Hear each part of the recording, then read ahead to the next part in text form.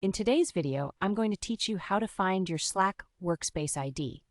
If you find this useful, consider subscribing and liking the video. Now, let's jump right in.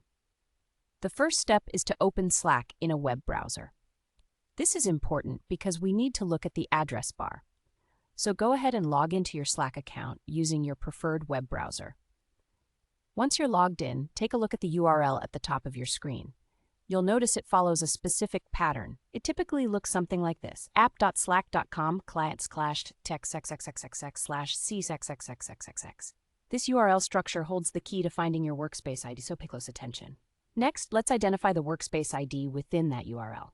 Look closely at the alphanumeric codes that appear right after the word client in the URL. You'll see two distinct codes. The first code is what we're interested in. That's your workspace ID. Usually it starts with the letter T. The second code is slightly different. That represents a specific channel or direct message ID, which we don't need for this task. So our focus should remain on the first code, the one that identifies your workspace.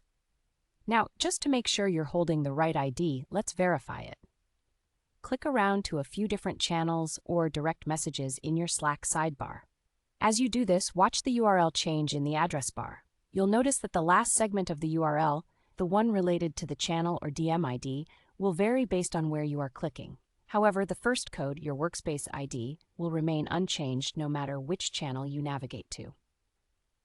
Once you're certain you have the right code, the next step is to copy it. To do this, simply highlight only that first alphanumeric string that comes directly after /client/ in the URL.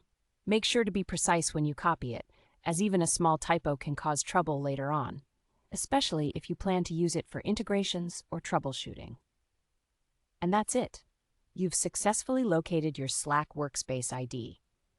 Having this ID can be super useful for a variety of tasks, particularly if you're integrating Slack with other apps or need it for support.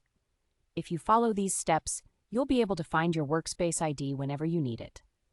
Remember to keep that string handy for future reference, especially if you run into any technical issues or need to set up new integrations. So, there you have it. Now you know how to find your Slack Workspace ID. If you found this video helpful, I encourage you to subscribe and give it a thumbs up.